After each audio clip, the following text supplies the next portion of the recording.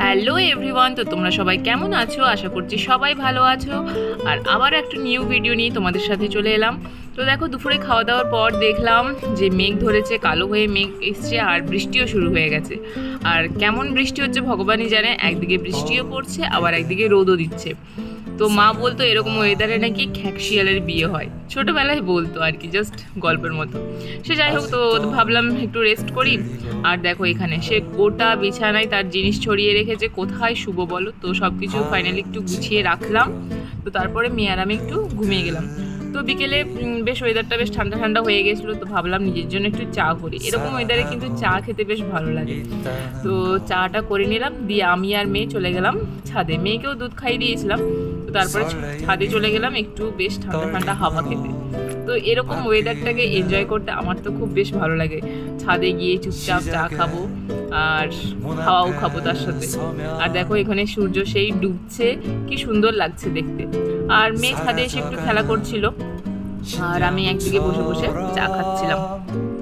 তো আমি ছাদে বরাবরই যেতে খুব ভালোবাসি, মানে বিয়ের আগেও প্রায় আমার যখন কাজ থাকতো না আমি ছাদে চলে যেতাম। আর বিয়ের পরেও মানে বেটু হওয়ার আগে পর্যন্ত যেতাম, সন্ধেবেলাটা ছাদে বসে থাকতাম। কিন্তু বেটু হওয়ার পর আর সময় হয়ে ওঠে না। আর আগেকার দিনে এতটাই লোডশেডিং হতো যে বাধ্য হয়ে ছাদে আসতেই হতো হাওয়া খেতে। আমি, মা, ভাই, বাপি সবাই মিলে ছাদে চলে আসতাম। তো যাই হোক, চাটা খাওয়া হয়ে যাওয়ার পর মা ডাকছিল নিচে, তো নিচে চলে গেলাম। তো নিচে গিয়ে একটু টিভি দেখছিলাম আর দেখছিলাম একটা সিনেমা, কিস কিস কো প্যার করু। খুব ভালো লাগে এই সিনেমাটা আমার।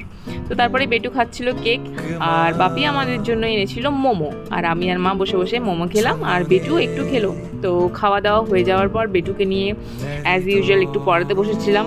তো পড়া হয়ে যাওয়ার পর এই যে তার দিদা আর নাতনির কত রকমের গল্প হচ্ছে, সুখ দুঃখের, ভগবানই জানে, আমি জাস্ট ক্যাপচার করছিলাম ওদের।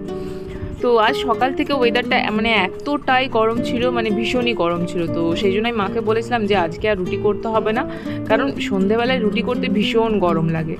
তো মাকে বলেছিলাম বেশি করে ভাতের চাল নিয়ে নাও, সন্ধেবেলায় জল ঢালা ভাত খেয়ে নেবো। সন্ধেবেলা মানে রাত্রের ডিনারে আর কি।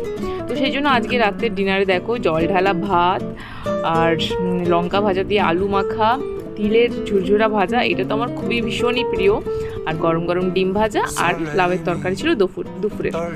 তো বেশ তৃপ্তি ভরে খেলাম। যতই fried rice, chilli chicken, biryani বলো, মানে এরকম খাবারের কাছে সেগুলো কিছুই নয় আমার তো মনে হয়। তোমাদের কি মনে হয় তোমরা কিন্তু অবশ্যই জানিও কমেন্ট করে। তো আজ ভিডিওটা এখানেই শেষ করছি। ভালো লাগলে অবশ্যই লাইক কমেন্ট করো। দেখা হচ্ছে নেক্সট একটা ভিডিও নিয়ে। বাই।